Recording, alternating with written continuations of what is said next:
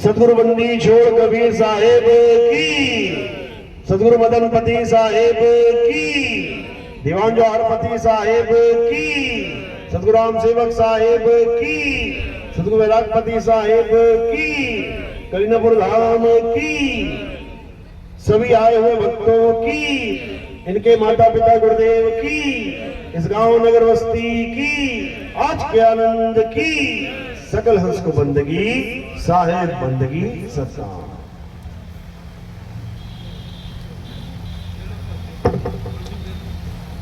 तो कबीर साहब इस भवसागर में आके हमारे लिए हमें वो संदेश देते हैं जिससे इस जीव का कल्याण होता है।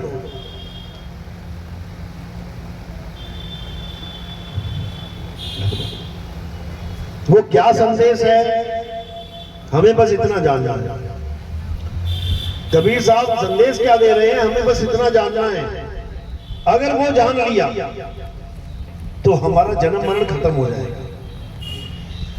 कोई किसी भी धर्म में है, कोई किसी भी जात में है, कोई किसी भी वंश में है, कोई किसी भी संप्रदाय में है, इससे कोई फर्क नहीं पड़ता।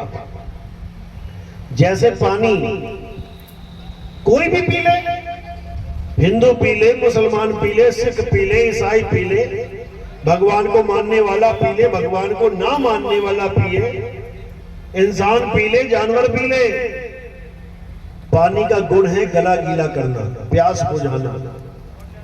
तो आपकी प्यास 101% बुझेगी। इससे कोई मतलब नहीं है कि तुम कौन से भगवान को मानते हो, तुम कौन से धर्म को मानते हो, तुम कौन से संप्रदाय को मानते हो, तुम लाल चोला पहनते हो कि पीला चोला पहनते हो कि सफेद चोला पहनते हो कि काला पहनते हो कि हरा पहनते हो कि नीला पहनते हो, इससे कोई मतलब ही नहीं है। वो पानी सबका गला गीला कर सकता है। इसी प्रकार जो परमात्मा है वो हम सबका पिता है। ऐसा नहीं है कि हिंदुओं का भगवान कोई और है और मुसलमानों का कोई और है, सिखों का कोई और है, ईसाइयों का कोई और है। ये तो हम अलग अलग कर बैठे हैं, ये तो हमने कर दिया अलग अलग। कैसे कर दिया? अज्ञानता के कारण। अज्ञानता के कारण दो स्वरूप बताए गए हैं भगवान के, एक साकार और एक निराकार। आप शिव महापुराण पढ़ लो, आप देवी भागवत महापुराण पढ़ लो, आप विष्णु महापुराण कोई भी पढ़ लो और उसमें सृष्टि रचना देख लो। उसमें यही बताया गया है कि भगवान पहले निराकार थे, फिर उन्होंने साकार सृष्टि उत्पन्न की। किसी भी ग्रंथ में देख लो तो अब यहीं से दो पार्टियां बन गई, एक साकार और एक निराकार। अब साकार वाले कौन है? जो भगवान को एक इंसान की तरह मानते, यानी भगवान को ऐसा मानते जिसको हम आंखों से देख भी सकते हैं, कानों से सुन भी सकते हैं, हाथों से छू भी सकते हैं, वो साकार वाले हैं। और निराकार वाले कौन है? जो कहते हैं भगवान देखा ही नहीं जा सकता, भगवान कण कण में विद्यमान है, भगवान हर जगह सर्वव्यापी उपस्थित है, भगवान को इन आंखों के द्वारा, इन चमड़ों के द्वारा, इस मन और माया के द्वारा नहीं छुआ जा सकता। बहुत अच्छी बात है। अब ये जो दो पार्टियां बन गई, सरगुण और निर्गुण, ये सारे संसार में फैली हुई है। एक ही धर्म में भी दोनों पार्टियां हैं। जैसे हिंदू धर्म में भी दो पार्टियां हैं, एक साकार वाली जो देवी देवताओं की जो पूजा करते हैं, मंदिरों में जाते हैं, ये साकार वाली पार्टी है। और एक निराकार पार्टी जैसे आर्य समाजी हो गए, ये भी हिंदू कहलाते हैं, हम हिंदू हैं, लेकिन इनको पूछो भगवान नहीं, भगवान साकार नहीं, भगवान तो निराकार है। ऐसा नहीं है कि भगवान भारत में और अमेरिका में नहीं है, वो हर जगह है। यानी दो पार्टियां होंगी, साकार और निराकार। ऐसे ही हिंदू हो गए जो देवी देवताओं की पूजा करेंगे, मुसलमान हो गए जो निराकार को मानेंगे, ईसाई निराकार को मानेंगे, सिख भाई निराकार को मानेंगे। यानी पूरे संसार में ये दो पार्टियां फैली हुई हैं, साकार और निराकार। लेकिन जो असली ज्ञान है वो सरगुण और निर्गुण दोनों से न्यारा, और जानेगा कोई जाननहारा। जो कबीर साहब ज्ञान लेके आए हैं वो ना तो साकार है ना निराकार है, क्योंकि साकार और निराकार दोनों तत्व हैं। साकार तत्व यानी ये पंच तत्व, पंच भौतिक तत्व, इसी से तो साकार बने बैठे हैं हम लोग। और जब यही 5 तत्वों में विलीन हो जाते हैं तो वो निराकार हो जाता है। पानी में पानी मिला, पवन में मिला पवन। मैं तो से पूछूं पंडिता, इनमें मरा कौन? ये 5 तत्वों में लीन हो गए। हवा हवा में चली गई, आग आग में चली गई, पानी पानी में चला गया, धरती धरती में चली गई, आकाश आकाश में चला गया। हो गए 5 तत्व निराकार। लेकिन रहे तो 5 ही तत्व। ये काया कहां जाके मिली? जिससे बनी थी उसमें मिली। किससे बनी थी? 5 तत्वों में। तो साकार में तुमने एक पुतले को मान लिया और निराकार में तुमने 5 तत्वों को मान लिया, तो बात तो वहीं आ गई। बर्फ और पानी, पानी हर जगह फैल गया, बर्फ ये पड़ी हुई है, साकार ये पड़ा हुआ है, निराकार हर जगह फैल गया। लेकिन रहा तो बर्फ और पानी एक ही वस्तु, बस आकार में फर्क हो गया। एक है साकार, एक है निराकार, बस आकार में फर्क है, तत्व एक ही है। यानी 5 तत्व ही निराकार हैं और वही 5 तत्व साकार बन के आ जाते हैं। अब ये 2 तत्व हैं, ये एक ही तत्व है, लेकिन भ्रम दिखा रहा है, भ्रम पैदा कर रहा है कि 2 हो गए। एक ही तत्व है ये, इसी को असत्य तत्व कहते हैं। एक ही तत्व यानी असत्य तत्व। कितने प्रकार के? 5 प्रकार के, ये असत्य है।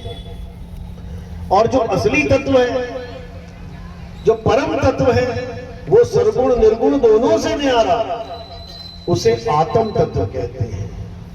इसी को कहा जा रहा है कि पानी में पानी मिला और मिला पवन में पवन। एक तो ये तत्व हो गए, मिल गए आपस में। मैं तो से पूछूं पंडिता, इनमें मरा कौन? अब ये जो जीव तत्व है, ये कहां जाए? ये कहां समाये जाके? इसको अपना मूल नहीं पता। ये तत्वों को तो अपना मूल पता लग गया, चले गए, समा गए। लेकिन जीव कहां जाए? अमर है, मर नहीं सकता। और सब कोई इसी को साहिब ने समझाया कि आए हो तुम कहां से और जाना तुम्हें कहां है। इतना बस विचार लो और हो गया भजन, मन की तरंग मार लो, हो गया भजन। यानी हे जीव, तू कहां से आया है और तू कहां जाएगा, बस इतना समझ लो। जहां से आया है वहीं जाके मुक्त होगा। इस संसार में मुक्त नहीं हो सकता, ना ही किसी लोक में जाके मुक्त हो सकता है कि मैं सतलोक चला जाऊंगा, मैं अलग लोक चला जाऊंगा, मैं अनामी लोक चला जाऊंगा। नहीं हो सकता मुक्त। ये कब मुक्त होगा? जब ये अपने सत्य स्वरूप में समाएगा। इसका सत्य स्वरूप ये हर प्रकार के लोक से न्यारा है। हर प्रकार का लोक उसके सामने जीरो है, क्योंकि लोक बनने और बिगड़ने में आता है, लेकिन सत्य स्वरूप बनने और बिगड़ने में नहीं आता। इसी को बोला गया है सत्य स्वरूपी नाम साहिब का, सो निज नाम हमारा। यानी जो कभी बने और बिगड़े नहीं, वो उन लोगों की आस में बैठा है जो बनते और बिगड़ जाता। जो अमर है वो कहाँ रहना चाहता है? नाशवान लोगों में। क्योंकि अगर कोई भी लोग बना है तो बिगड़ेगा, अगर कोई भी लोग बनाया गया तो समझ लो कि एक एक सेकंड उसकी उम्र घट रही है। जैसे आप पैदा हुए यहाँ काया लेके, तो काया की एक एक सेकंड उम्र घट रही है। ऐसा हो नहीं सकता कि काया आपकी तरह अमर रहे, नहीं रह सकती अमर। यानी इस काया में भी कौन बैठा हुआ है? अमर बीज। ये जो जीव बैठा है काया में, नाशवान काया में अमर बीज बैठा हुआ है, इसलिए दुखी है।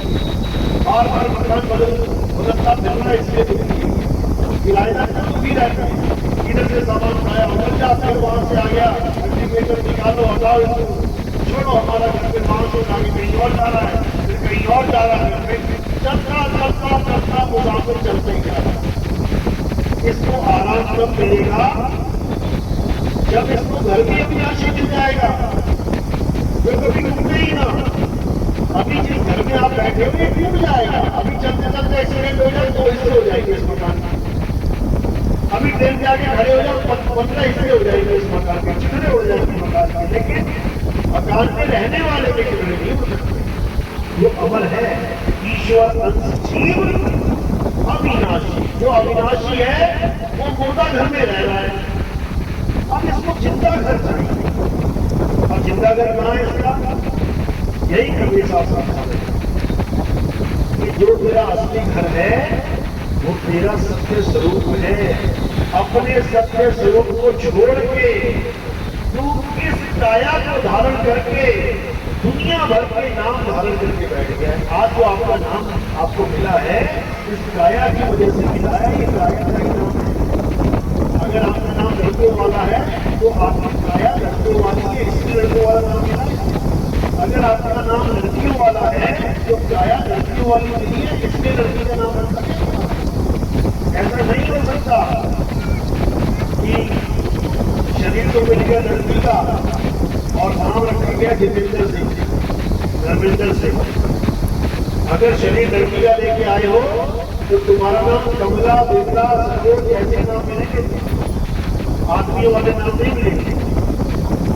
समझ लो, और कोई अगर आदमी है तो उसको ऐसा नाम नहीं मिलेगा, बिमला कुमारी, असंख्य लोग ये कैसा नाम आदमियों के ऑटो वाला नाम है। तो तुम्हें नाम भी काया की वजह से मिल रहे हैं, लेकिन जो तुम्हारा असली नाम है वो काया से परे है, वो माया से परे है।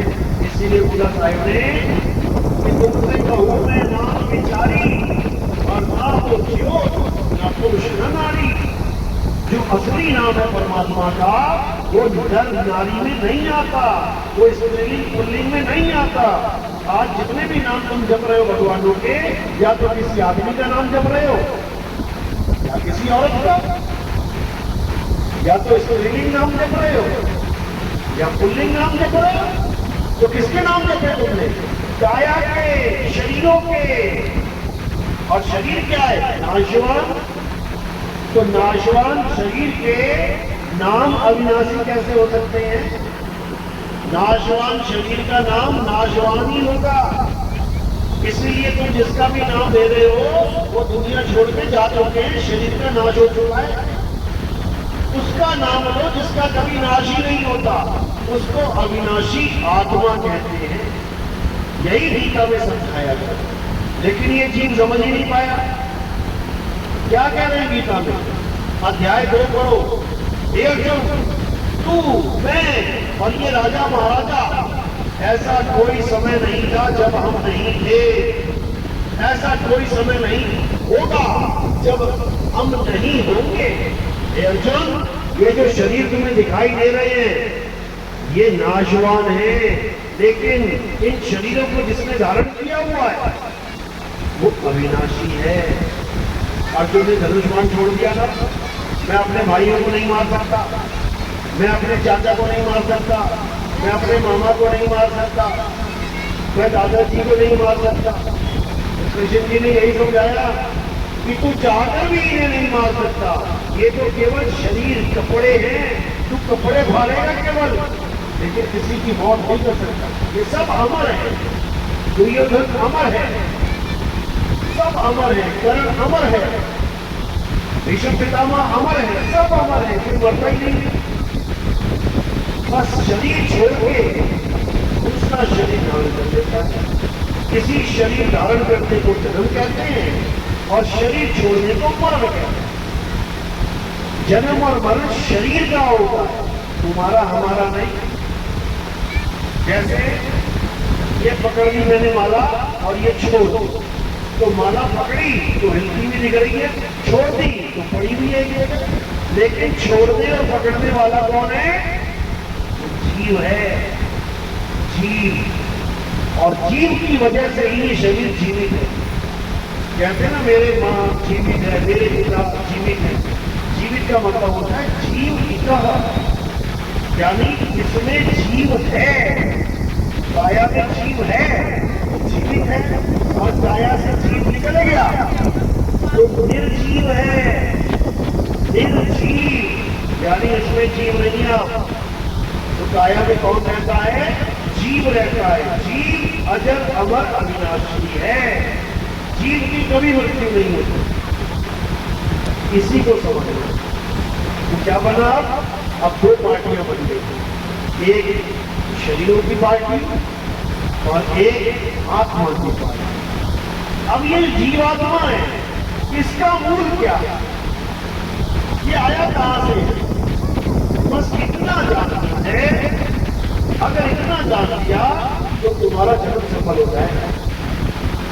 यानी तुम कहां से आए हो और कहां जाना है, बस इतने में तुम्हारा जन्म सफल हो जाएगा।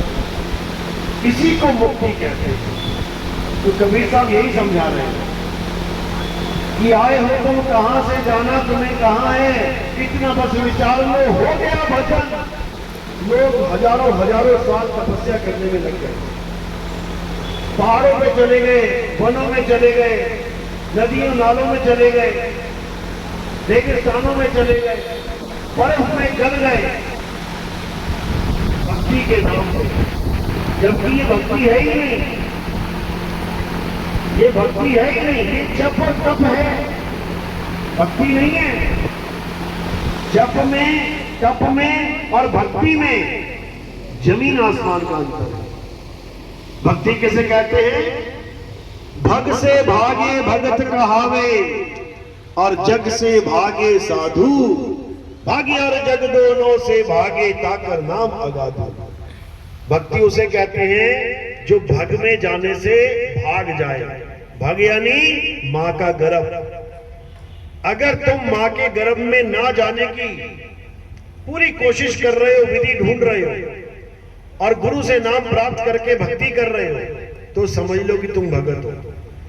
भगत वो होता है जो मां के गर्भ में ना जाने के लिए पूरा जीवन लगा दे। और जप और तप क्या होता है? जप और तप होता है दुनिया के सुख सुविधाएं प्राप्त करने के लिए। मैं इतनी बार नाम जपूंगा, भगवान मेरा ये काम हो जाए, मैं इतनी तपस्या करूंगा, मुझे 3 लोक का राज मिल जाए। जप और तप मुक्ति के लिए नहीं बनाए, जप और तप हमें सुख सुविधाओं के लिए बनाए। इसीलिए बोला गया तपो राज राजो नरकम, यानी तपस्या करने से राज मिलता है, राजपाट मिल गया, बड़े आदमी बन गए। उसके बाद ये मन अंदर बैठा, ये भ्रष्टाचार शुरू करवा देगा वहीं से। बड़े बड़े मंत्री संतरी क्यों भ्रष्टाचारी बन जाते हैं? क्योंकि अंदर मन बैठा है और ये पावर देके जीव को उसको भ्रष्ट कर देता है। उनको लगता है हमसे बड़ी ताकत कोई है ही नहीं, हम जो मर्जी करें, हम तो सत्ता में आ गए, अब हम कुछ भी करें, हमें कोई पूछने वाला नहीं है। अरे वो बैठा है ऊपर लठ लेके और लट्ठी बजाएगा वो जब समय आएगा। तो अभी नहीं समझ में आ रहा है, तो इसी को बार बार समझाया जा रहा है कि तपो राज राजो नरकम, तपस्या से राज मिलता है और राजपाट भोग के जीव नरक को जाता है। तो जाना तो नरक को ही पड़ा। तो जप और तप कहां लेके जा रहे हैं? इनडायरेक्टली नरक में ही लेके जा रहे हैं। तो नरक में जाना है तो जप और तप करो, और नरक में नहीं जाना है तो सत भक्ति को जान लो, आत्मा परमात्मा को पहचान लो।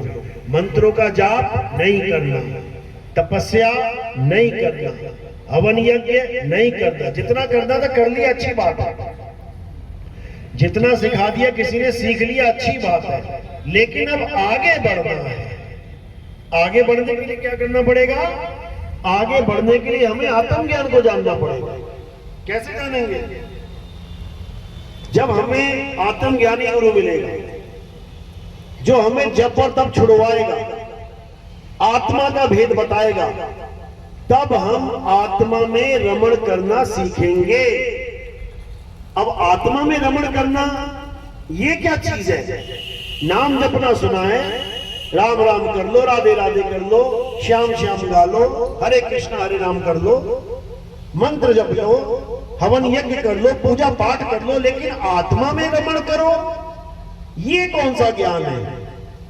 असल में यही ज्ञान है और इसके अलावा सब अज्ञान है। ये कहां लिखा हुआ है? ये गीता में लिखा हुआ है।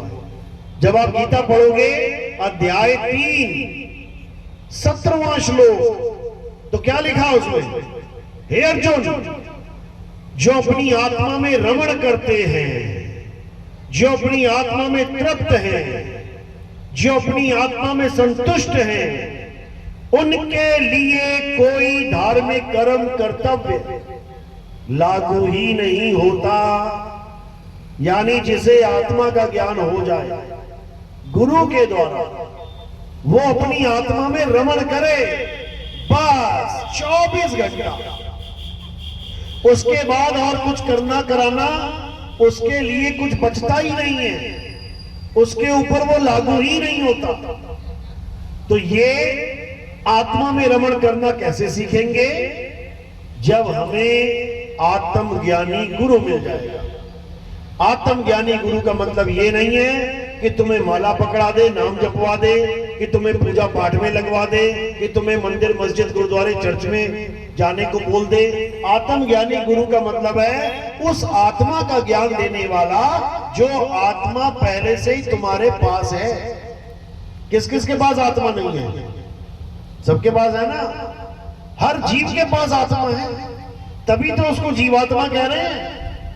हर जीव के पास आत्मा है, तभी उसको जीवात्मा कह रहे हैं। जैसे मीठा पानी, तो हर पानी के पास मिठास है। मीठा पानी बोलो ना, तो उस पानी को जब पियोगे तो पानी के पास मिठास है, तभी तो मुंह मीठा होगा। नमकीन पानी, यानी पानी के पास नमक है। इसी प्रकार जीवात्मा, यानी जीव के पास आत्मा है, लेकिन उसका ज्ञान नहीं है। अब कैसे होगा? जो वस्तु हमारे पास है, जो आत्मा हमारे पास है, उसका हमें ज्ञान ही नहीं है। तुम पूछो कि कौन से भगवान की मूर्ति किस कलर की है, कौन से दिन किसकी पूजा करनी है, कौन सा क्या करना है, सब पता है तुम्हें। कौन से दिन किसका व्रत रखना है, कौन से दिन कौन से पत्ते चढ़ाने, फूल चढ़ाने, सब पता है। लेकिन कोई पूछे तुम्हारी आत्मा कैसी है, जो 24 घंटे तुम्हारे साथ रहती है, तुम्हें उसका ज्ञान नहीं है। आत्मा लंबी है, छोटी है, मोटी है, गोल है, चौकोर है, षटकोण है, हरी है, पीली है, गुलाबी है, गर्म है, ठंडी है, कैसी है आत्मा? कोई ज्ञान नहीं है, और मरते दम तक भी नहीं होगा। मरते दम तक भी ये ज्ञान नहीं हो सकता। मरने वाले आदमी को पूछ लेना, बाबा आत्मा कैसी होती है? बाबा कहेगा 120 साल हो गए पूरे मेरे, लेकिन आज तक ना पता लगा आत्मा कैसी होती है। पता लगेगा भी नहीं कभी। क्यों? क्योंकि बाबा को आत्मज्ञानी गुरु मिला ही नहीं। बाबा को मिल गया जपी तपी सन्यासी, जपी मिल गया तो जपवाना शुरू कर दिया। जपो राधे राधे, राम राम, अल्लाह अल्लाह, वाहिगुरु वाहिगुरु, गॉड गॉड। जैसा धर्म मिला, जैसा पंथ मिला, जैसा संप्रदाय मिला, अपने धर्म, अपने पंथ, अपने संप्रदाय के हिसाब से कुछ चंद अक्षर जोड़ के नाम बना के दे दिया, उसी में सारी उम्र बिता दी। ये हो गया जपी तपी, जो तपस्या करवा दे। किसी ने कहा एक पैर पे खड़े हो जाओ, 1 साल तक खड़े रहो। किसी ने कहा एक हाथ ऊपर कर दो, 10 साल तक करे रहो। देखो बाबा बैठे हुए कितने, कोई हाथ ऊपर करके बैठा है, कोई पैर एक ऊपर करके बैठा है, कोई कांटों में लेटा हुआ है, कोई पेड़ पे उल्टा लटका हुआ है, कोई जमीन में गड़ा हुआ है। ये सब क्या है? ये तप है, तपस्या। या तो जपी मिल जाएगा, या तपी मिल जाएगा, या सन्यासी मिल जाएगा। वो घर बार से निकलवा देगा तुम्हें, भगवे चोले कपड़े पहना देगा, कहेगा जा आप दर दर में जाओ, भीख मांगो, खाओ, घर छोड़ दो, जंगलों में जाओ। इसको क्या बोलेंगे? सन्यासी। तो जपी तपी सन्यासी तो बहुत मिल गए, लेकिन आत्मज्ञानी गुरु कभी नहीं मिला। इसलिए जप का ज्ञान है पूरा भरा हुआ दिमाग में। भगवान चाहिए तो नाम जपना पड़ेगा, परमात्मा को पाना है नाम जपना पड़ेगा। हर बंदे के दिमाग में ही घुसा हुआ है, क्योंकि इन लोगों ने घुसा दिया है। गरीबदास जी की वाणी आती है, गुरुआ गांव बिगाड़ा संतो, गुरुआ गांव बिगाड़ा। पूरा पूरा गांव बिगाड़ दिया। प्यास लगती है तो क्या करते हैं? पानी पीते हैं या पानी जपते हैं? पानी जपने से प्यास बुझ जाए तो फिर कुआं कौन खुदवाए? तो नाम जपना परमात्मा को पाना नहीं, बल्कि परमात्मा से विमुख हो जाना है। समझो, पानी पीना और पानी जपना जो ये कहे नहीं पानी पानी जपना है, पीना नहीं है, वो विमुख हो गया पानी से, अब प्यासा मरेगा 101%। और जो ये कहे कि पानी पानी जपना नहीं है, पानी पीना है, वो समझ लो कि पानी पी के रहेगा, उसको मिलेगा। अब दो ही चीजें बची हैं आप, या तो पानी पानी जप ले मेरे भाई, या पानी को पी ले मेरे भाई, बस दो ही चीजें हैं। और कहला दोनों ही पानी रही है। मुंह से भी क्या निकल रहा है? पानी पानी। और ये गिलास में क्या पड़ा है? पानी। दोनों सुनने कहने में तो एक जैसे हैं, पानी, लेकिन दोनों के गुण अलग हैं।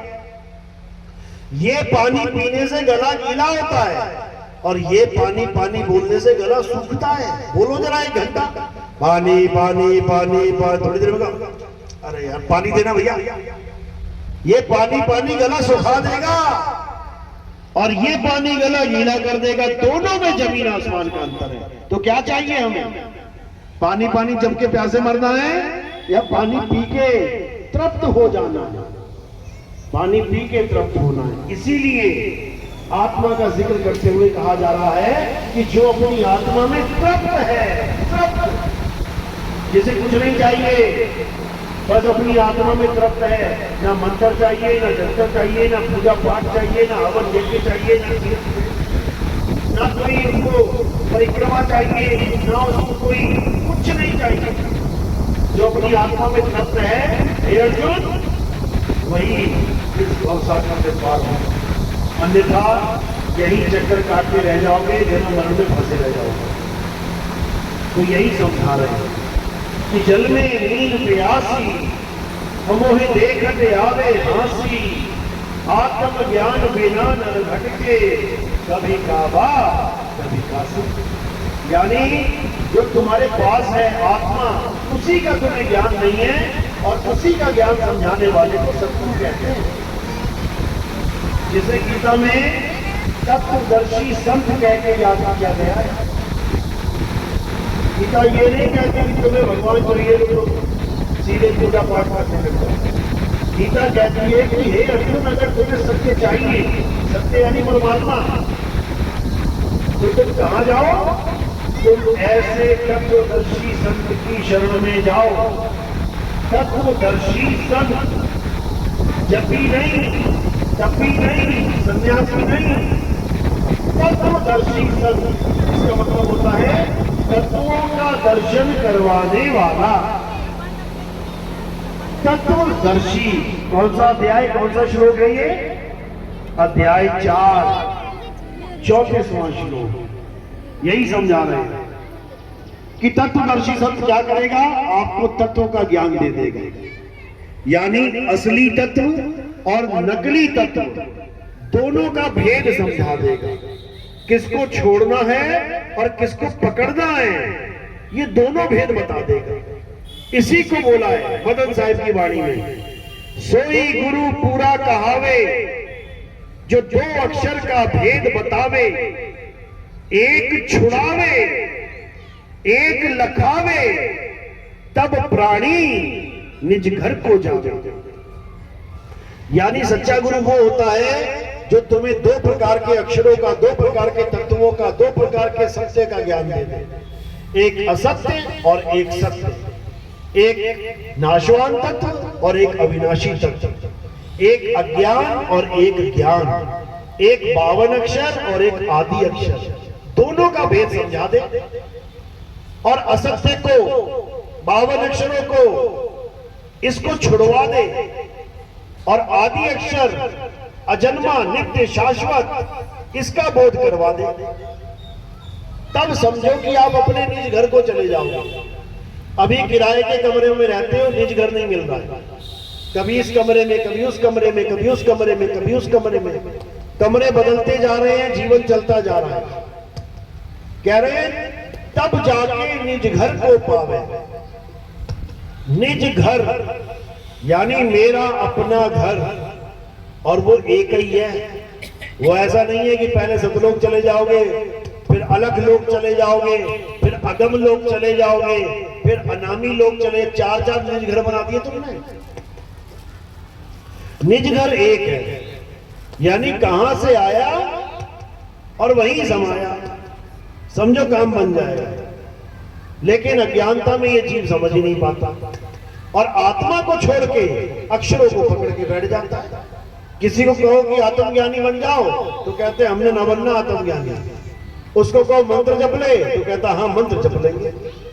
नाम जपने में होशियार है, और जिसके द्वारा नाम जपा जा रहा है, आत्मा के द्वारा नाम निकल रहे हैं तुम्हारे मुंह से। आत्मा है तो नाम निकल रहे हैं। राम राम राम, अल्लाह अल्लाह, वाहिगुरु वाहिगुरु, गॉड गॉड किसकी वजह से निकल रहे हैं? आत्मा की वजह से। और आत्मा ने शरीर छोड़ दिया। अब निकाल के दिखाओ कोई नाम मुंह से। मुंह यही है, जीभ भी यही है, सब कुछ यही है, लेकिन आवाज नहीं है। आवाज क्यों नहीं है? क्योंकि आवाज आत्मा से पैदा हो रही थी। आत्मा ही नहीं है तो आवाज भी नहीं है। इसीलिए कबीर साहब समझा रहे हैं बार बार कि आत्म ज्ञान बिना नर भटके। आत्मा को छोड़ के आत्मा से होने वाली चीजों को सत्य मान बैठा है। ये मंदिर मस्जिद गुरुद्वारे चर्च किसने बनाए हैं? आत्मा ने बनाए हैं। जिन मिस्त्रियों को लगाया गया था उनमें आत्मा थी कि नहीं थी? मिस्त्री मंदिर बनाता बनाता अगर आत्मा शरीर को छोड़ दे तो नीचे टपक जाएगा, उठ के कभी एक ईंट ना लगा पाएगा। तो जितनी ईंटें लगाई हैं मंदिरों में, मस्जिदों में, गुरुद्वारों में, चर्च में, ये आत्मा ने ही लगाई हैं। जितने ग्रंथ लिखे हैं आत्मा ने ही लिखे हैं।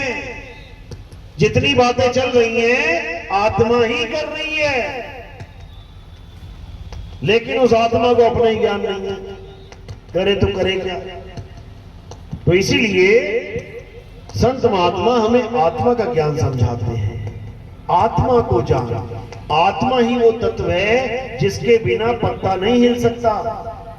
तुम नाच रहे हो, गा रहे हो, खा रहे हो, पी रहे हो, और जैसे ही आत्मा ने शरीर को छोड़ दिया, अब ये वाली उंगली हिला के दिखाना जरा, ये भी ना हिलती। समझो, आत्मा की वजह से तुम्हें इस दुनिया में प्रेम मिल रहा है, इज्जत मिल रही है। तुम्हें घर में बहू कह के बुलाया जा रहा है, तुम्हें घर में मां कह के बुलाया जा रहा है, पिता कह के बुलाया जा रहा है, आत्मा की वजह से। तुमने सोने की चूड़ियां, बाली, नथनी, क्या क्या पहन रखा है, आत्मा की वजह से। अभी कोई तुम्हारी चूड़ी उतारे तो ना उतारने दोगी, कोई अंगूठी खींचे ना खींचने दोगी, और जैसे ही आत्मा ने शरीर को छोड़ दिया सब कुछ नोच लेंगे, सब अपना अपना हिसाब ले लेंगे और तुम पड़ी रह जाओगी वहीं पे। तो जो कुछ भी हो रहा है आत्मा की वजह से। तुम्हें बेड सजा हुआ मिल रहा है, जाओ सो जाओ, आत्मा की वजह से। और सोते सोते आत्मा ने शरीर को छोड़ दिया तो बेड से उठा के जमीन पे रख देंगे, भले तुम कितनी सुंदर क्यों ना हो। कोई तुम्हारे एक जलती हुई माचिस नहीं लगा सकता अगर आत्मा है तो। और आत्मा ने शरीर छोड़ दिया, पूरी अम्मा को उठा के आग पे रख देंगे। तो जो कुछ भी मिल रहा है तुम्हें, खाने को, पीने को, नहाने को, धोने को, आत्मा की वजह से। तुम्हें जी कर रहे हैं आत्मा की वजह से। तुम्हें सब कुछ मिल रहा है आत्मा की वजह से, और उस आत्मा को ही नहीं जान रहे हो। तो यही आत्मा इस सारे संसार को चला रही है। बिना आत्मा के कुछ भी नहीं है, सब जड़ है, मुर्दा है। यही मीराबाई समझा रही है, कह रही है पायो जी में नाम रतन धन पायो। नाम रतन यानी जैसे हम कहें मुझे हीरा रतन चाहिए, मुझे पन्ना रतन चाहिए, तो इसका मतलब तुम्हें हीरा ही चाहिए, पन्ना ही चाहिए। नाम रतन, रतन का नाम नहीं। समझो, तुम्हें हीरा रतन चाहिए तो तुम्हें हीरा ही चाहिए, और तुम्हें हीरा रतन का नाम चाहिए तो तुम्हें हीरा नहीं चाहिए, फिर तुम्हें हीरा हीरा नाम चाहिए। तो मीराबाई समझा रही है मुझे नाम नहीं चाहिए, मुझे वस्तु चाहिए। वो वस्तु मेरे गुरु ने दी। पायो जी में नाम रतन धन पायो, वस्तु अमोलक। नाम मंत्र नहीं कि मेरे गुरु ने मुझे नाम दे दिया और मैं नाम जपती हूं 2.5 घंटा 3 घंटा, बर्बाद हो जाओगे। कह रही है वस्तु अमोलक। मेरे गुरु ने मुझे एक वस्तु दी। कौन सी वस्तु? अमोलक, जिसका कोई मोल ही नहीं है। हर चीज का मोल है, मूर्तियों का मोल है, पत्थरों का मोल है, किताबों का मोल है, ग्रंथों का मोल है, इस काया का मोल है। पूरा शरीर बिक जाता है मार्केट में, आंख बिकती है, खाल बिकती है, बाल बिकते हैं, हड्डी बिकती है, खून बिकता है, मांस बिकता है, सब कुछ बिकता है, लेकिन आत्मा नहीं बिकती। जाओ 10 आत्मा लेके आओ, नहीं ला सकते। उसी अनमोलक वस्तु का ज्ञान मीराबाई को हो गया गुरु के कारण। कह रही है वस्तु अमोलक दी मेरे सतगुरु, और कृपा कर अपनायो पायो जी में नाम रतन धन पायो। यानी मुझे मेरे गुरु ने आत्मा का ज्ञान दे दिया।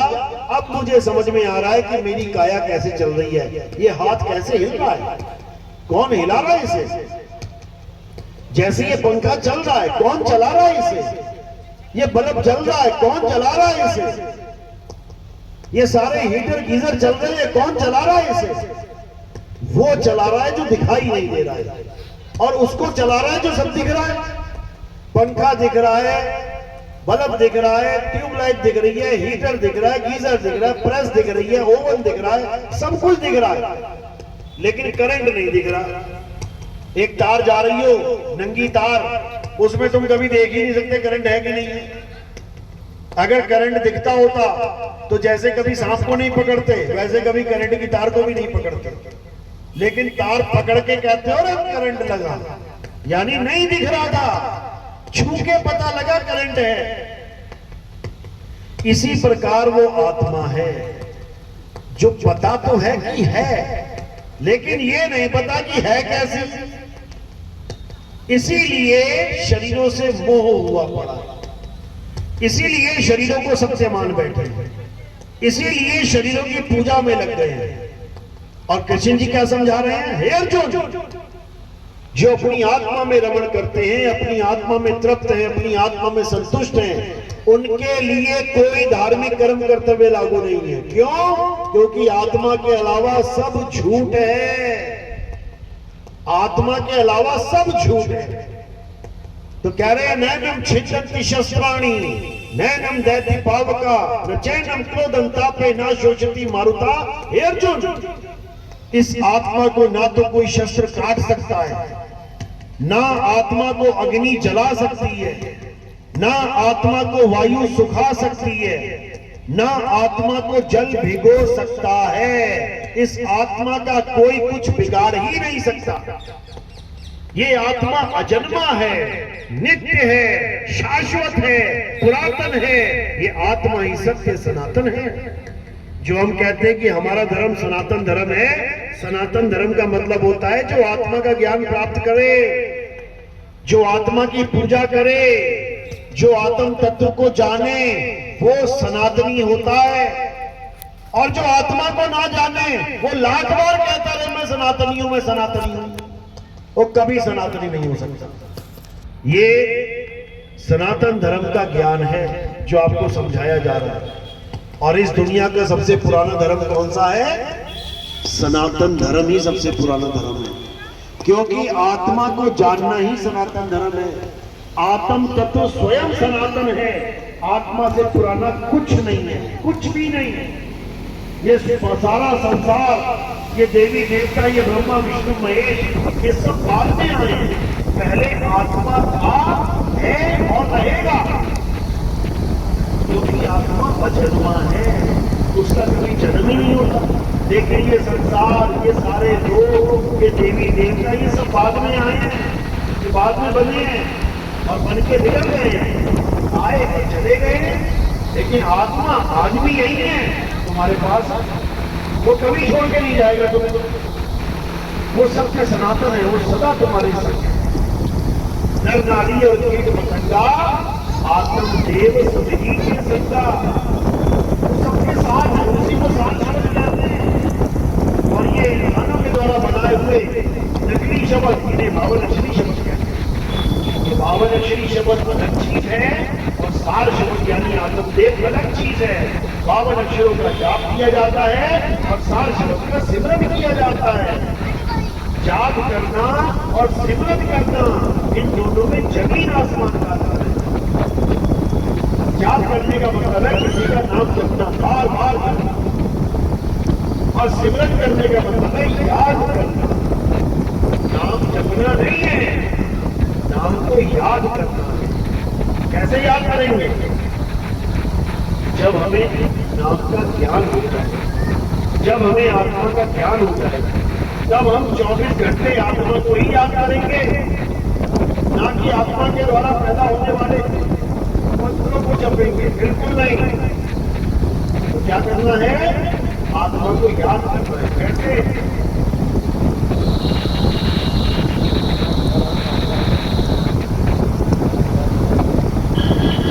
जैसे बनिहारिन अपने मटके को याद करता है। बनिहारिन अपने मटके को अगर 24 घंटे चलेगी तो 24 घंटे याद रखेंगे, नाम एक बार भी नहीं जपेंगे। मटका मटका मटका मटका मटका मटका मटका एक बार भी। लेकिन मटके को याद 24 घंटा रखेंगे कि मेरे सिर के ऊपर मटका ही गिरना नहीं चाहिए, पूरा याद रखेंगे। इसी को सिमरन कहते हैं। याद करने को सिमरन कहते हैं, नाम जपने को सिमरन नहीं कहते। और संतों ने सिमरन पे जोर दिया है, नाम जापते नहीं। कलयुग में एक नाम आधारा, सिमर सिमर जप जप नहीं, सिमर सिमर नर उतरो पारा। नानक साहब समझा रहे हैं, एक तो सिमरो नानका, सिमरो जपो नहीं। कबीर साहब समझा रहे हैं, नाम सिमर पछताएगा मन, नाम सिमर सिमर जपो नहीं। जप का तो खंडन कर रहे हैं। ना मैं जप में, ना मैं तप में, और ना एकांत निवास में, वो को कहां ढूंढे रे बंदे, मैं तो तेरे पास में। पास में क्या होता है? क्या होता है पास में? वस्तु, वस्तु होती है पास में, नाम नहीं होता पास में। नाम तो पैदा करना पड़ता है मुंह से, नाम को उच्चारण करना पड़ता है मुंह से। पास में वस्तु है, उसी वस्तु का ज्ञान समझना है। तो कह रहे वस्तु कहीं और ढूंढे कहीं, और कैसे लागे हाथ, गुप्त वस्तु तब मिले जब भेदी लीजे साथ। भेदी लीना साथ में, और दीनी वस्तु लखाए, अरे कोटि जन्म का पंथ था, पल में पहुंचा जाए। ये वही वस्तु है जिसके लिए मीराबाई कह रही है, वस्तु अमोलक दी मेरे सतगुरु। वो देने की चीज नहीं है कि मेरे वस्तु मेरे गुरु ने झोले में से निकाल के दे दी मुझे। वो वस्तु तुम्हारे पास पहले से ही है, वो आत्मा तुम्हारे पास पहले से ही है, बस तुम्हें पता नहीं है। जैसे तिल के दाने को कोई तेल बाहर से थोड़ी नहीं डालेगा, उसमें तिल के दाने में तेल पहले से ही है, लेकिन उसे पता नहीं है। तो कह रहे ज्यों तिल माही तेल है, और ज्यों चकमक में आग, तेरा साईं तुझ में है, जाग सके तो जाग। यानी हमारा परमात्मा हमारे अंदर विराजमान है, बस हमें कोई बताने वाला नहीं मिल रहा है कि कैसे मिलेगा। यही कृष्ण जी बार बार समझा रहे हैं कि हे अर्जुन, मैं सब जीवों के हृदय में विराजमान हूं, एक भी ऐसा जीव नहीं है जहां मैं नहीं हूं। लेकिन कोई समझने को तैयार नहीं है। जीवित आदमी में परमात्मा नहीं दिखाई देगा, मुर्दों में परमात्मा देख लो, जो हिले ना डुले, बोले ना खाए पिए, उसमें परमात्मा ढूंढ रहे हैं। और जो हिल रहा है, डुल रहा है, बोल रहा है, चल रहा है, उसमें परमात्मा मानने को तैयार नहीं है। बस यही भ्रम है। तो उस वस्तु का ज्ञान करवाना संतों का काम है। उसी वस्तु को मूल वस्तु कहते हैं, उसी ज्ञान को मूल ज्ञान कहते हैं। तो उसी ज्ञान को समझाते हुए कबीर साहब ने धर्मदास जी को बोला था, कि हे धर्मदास, पवित्र ज्ञान तुम जग में भाखो और मूल ज्ञान गुप्त कर राखो। मूल ज्ञान बाहर जो परही, तो बिजली पीड़ी हंस न तरही। मूल ज्ञान तब लग छुपाई, जब लग द्वादश पंथ न मिट जाई। तो ये एक समय निर्धारित किया गया था कि इस संसार में मूल ज्ञान का उदय होगा, और बिल्कुल होगा। तब होगा जब 12 के 12 पंथ आ चुके होंगे और अपना जाल बिछा चुके होंगे। उसके बाद 13वां पंथ उजागर होगा, और वो 13वां पंथ धर्मदास और कोई नहीं, हम ही चला रहे होंगे। 13वें पंथ हम ही चले आए और सब पंथ मेट के एक पंथ चलाए। ये कबीर साहब की वाणी है, झूठी कैसे हो सकती है? लोग इसी वाणी को सुना सुना के क्या कह रहे हैं, वो कबीर साहब तो नहीं आए, मुझे भेज दिया। तुझे क्यों भेज दिया? क्या कबीर साहब के भी मुंह से झूठ निकलेगा? वो कह रहे हैं 13वें पंथ हम ही चले आए, और वो कह रहे हैं नहीं, वो तो आए नहीं, उनको थोड़ा ऑफिस में काम था, अब मुझे भेज दिया बाबूजी ने, ले आओ। ऐसा नहीं होता है, ऐसा नहीं होता। अगर वो कह रहे हैं यदा यदाई धर्म से ज्ञान भवति भारत अभ्युत्थान मदर से ददात मानव सजा में, हम कि जब जब ये धर्म का नाश होता है तब तक मैं आता हूं, तो वही तो आ रहा है। ऐसा नहीं होगा कि वो नहीं आए, इस बार सुदामा को भेज दिया। सुदामा क्या करेगा वहां पे आकर? इसी प्रकार कबीर साहब ने कहा कि हम ही चले आए, लेकिन उनके आने का एक तरीका है। उनके आने का एक तरीका है, ऐसे नहीं आते वो कि तुम सोचो कि जैसे 600 साल पहले आए थे वैसे ही आएंगे, ऐसे नहीं आएंगे। उनके आने का तरीका है। मदन साहब को समझाया उन्होंने हम कैसे आएंगे। जो मदन साहब का ग्रंथ है नाम प्रकाश, उसमें जो वाणी छपी है, सोई गुरु पूरा कहावे, 2 अक्षर का भेद बतावे, एक छुड़ावे एक लखावे, तब प्राणी निज घर को जावे। ये वाणी कहां बोली गई थी, कहां सुनी थी उन्होंने? जब कबीर साहब के साथ मुलाकात हुई थी उनकी। 7 दिन बैठे रहे कि परमात्मा आए, मुझे सार शब्द का भेद बताए, नहीं तो मैं तलवार से अपनी गर्दन काट दूंगा। 7 दिन का इंतजार किया तो परमात्मा प्रकट हुए। कबीर साहब के रूप में परमात्मा आए और उन्होंने क्या बताया कि मदन, जो तुम ज्ञान लेके बैठे हो, अष्टांग योग सिद्ध थे वो, ये पूर्ण ज्ञान नहीं है, ये है सार शब्द, इसका सिमरन कर। तो मदन साहब को ये कहते हुए समझाया उन्होंने कि जो सार शब्द मैंने तुम्हें दिया है, इसका तुम पंथ चलाओगे, और इस पंथ में नाना प्रकार के गुरु आके बैठ जाएंगे जो दुनिया को अज्ञान परोस देंगे। उसके बाद मैं खुद आऊंगा यहां पे। तो वाणी में क्या बोला उन्होंने? बहुत मदन में पंथ चले हैं, बहुत ज्ञान कथ के समझिए, ताकि बात न मानो एकर, सार शब्द में राखो टेका। यानी मदन साहब के पंथ में हजारों साधु होंगे और सब अलग अलग अलग अलग अलग अलग ज्ञान दे रहे होंगे। इनकी बात नहीं माननी है, जो सार शब्द का भेद समझा रहा है उसकी बात माननी है। तो आगे क्या कहते हैं? कहते हैं 4 गद्दियां चलेंगी मदन पंथ में। कौन कौन सी? आचार्य गद्दी, दीवान गद्दी, कोतवाल गद्दी, कड़िहार गद्दी। ये 4 गद्दियां अर्थात ये गुण होंगे। यानी जो आचार्य बनने की ख्वाहिश रखेगा वो आचार्य गद्दी वाला हो गया। जो आश्रम के व्यवस्थाओं का ज्यादा ध्यान रखना चाहेगा वो दीवान गद्दी का हो गया।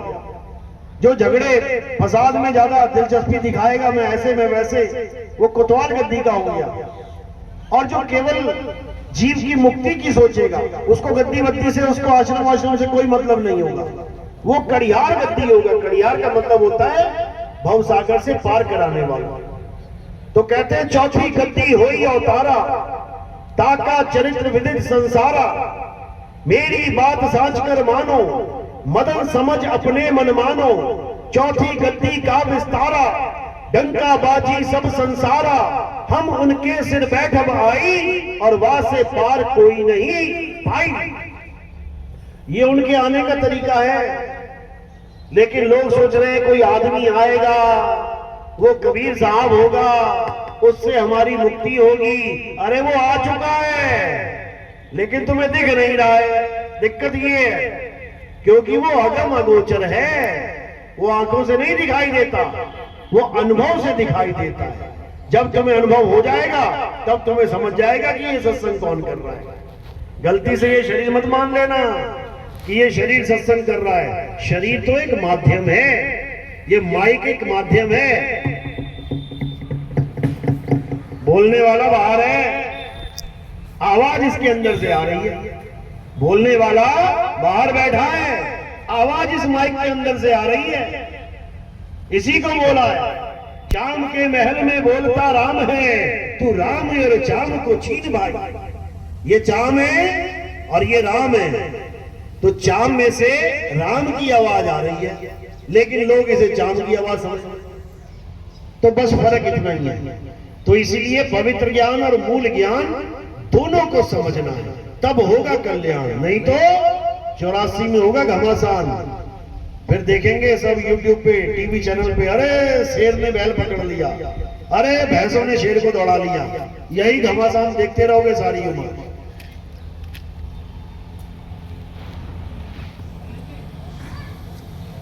तो इसी को समझना है, आत्म ज्ञान को समझना है। आत्म ज्ञान किसी को भी हो सकता है, हिंदू को हो जाए, मुसलमान को हो जाए, सिख को हो जाए, ईसाई को हो जाए, और जिसको हो गया वो जन्म मरण से परे हो जाए। इसी आत्म ज्ञान को सत्य बोला गया है। आत्मा सत्य है। हमारे हिंदू धर्म में कहते हैं ईश्वर सत्य है, मुसलमानों में कहते हैं अल्लाह अल हक, यानी अल्लाह अल हक यानी सत्य है। सिखों में कहते हैं सत्य श्री अकाल, यानी अकाल पुरुष सत्य है। ईसाइयों में कहते हैं गॉड इज ट्रुथ, ट्रुथ यानी सत्य है। तो हिंदू भी सत्य है, मुसलमान भी सत्य है, सिख भी सत्य है, ईसाई भी सत्य है, लेकिन सत्य होता क्या है ये नहीं जानता। बात सब सत्य की कर रहे हैं, लेकिन सत्य है क्या ये नहीं जानते। तो मेरे भाई सत्य क्या है? हे अर्जुन, सत्य केवल और केवल आत्मा है। आत्मा के अलावा और कोई सत्य नहीं है। जो चीज तुम्हें खुली आंखों से दिख रही है ये सब माया है, माया। इसी ने जग भरमाया। जो तुम्हें दिख रहा है सो माया, और जो नहीं दिख रहा है आत्मा, वो सत्य है। बस उसी को जानना है। तो क्या करना है अब आत्मा को जानो और आत्मा में रमण करो, तभी तुम्हारा कल्याण होगा, नहीं तो नहीं होगा। बोलिए परमपिता परमात्मा की सदा ही जय हो। साहिब बंद की सतनाम। अब आरती का समय है। आरती कैसे करते हैं समझ लो। हमारे यहाँ किसी फोटो कैलेंडर की, किसी मूर्ति की आरती नहीं होती, क्योंकि वो जड़ वस्तुएं हैं। हमारे यहाँ आत्मदेव की आरती होती है। हमारे यहाँ संतों को शरीर नहीं माना जाता, आत्मा माना जाता है। संत हमारी आत्मा, हम संतन के जीव, और संतन हम में रम रहे, जीव माखन में घी। तो अब आत्मा की आरती होगी। और कैसे करनी है? थोड़े से फूल उठाने हैं और मेरे सिर के ऊपर रख देने हैं। सिर के ऊपर क्यों रखते हैं? क्योंकि पैर के अंगूठे से लेके सिर की चोटी तक ये सब नाशवान देह है, और हमने आत्मा की आरती करनी है तो हमने क्या करना है? देह से परे उन फूलों को समर्पित कर देना है। वो आत्मा को समर्पित हो जाते हैं। तो फूल सिर के ऊपर रखने हैं, और प्रचार प्रसार में जो योगदान करना चाहता है कोई, तो वो सेवा केवल पैरों में रखनी है। उससे हम क्या करते हैं? हमारा टीवी में प्रोग्राम चलता है। आप सुबह सुबह साधना टीवी, ईश्वर टीवी, अगर आप 6:30-7 बजे बैठेंगे तो आपको सुबह सुबह कई बाबा लोग दिखेंगे जो 1-1, 2-2 घंटा आपको समझाएंगे कि परमात्मा को पाना है तो नाम जपो, परमात्मा को पाना है तो नाम जपो, नाम जपो, नाम जपो। जैसे ही वो जपो जपो करके जाएगा, इतने में मैं आ जाऊंगा और मैं क्या बोलूंगा? अगर परमात्मा को पाना है तो नाम छोड़ो, परमात्मा को पाना है तो नाम छोड़ो, नाम छोड़ो, नाम छोड़ो। तो जो विवेकी हंस होते हैं वो उसी वक्त मेरी बात पे गौर करते हैं कि बाकी सब जपवा रहे हैं और ये छुड़वा रहे हैं, चक्कर क्या है? वहीं पे मेरा फोन नंबर दे रखा है टीवी पे, लोग उसी वक्त मुझे फोन करते हैं और मैं उनको YouTube चैनल से जोड़ देता हूं। हमारे सत्संग आप YouTube चैनल पे भी सुन सकते हैं। YouTube पे क्या लिखना है आपने? नितिन दास के सत्संग, या फिर लिखना है कहत कबीर सुनो भाई साधो नितिन दास। इतना लिखोगे हमारे चैनल सामने आ जाएंगे, आप उसको सत्संग सुनना शुरू करो। धीरे धीरे आपको भी समझ में आ जाएगा कि परमात्मा को जपना नहीं है, परमात्मा को याद करना है। पानी को जपना नहीं है, पानी को पीना है। भगवान का नाम जपना नहीं है, भगवान को ध्याना है। तब कल्याण होगा, तब मिलेगा राम, तब मिलेगा श्याम। बोलिए परमपिता परमात्मा की सदा ही जय। साईं बंदगी सत्संग।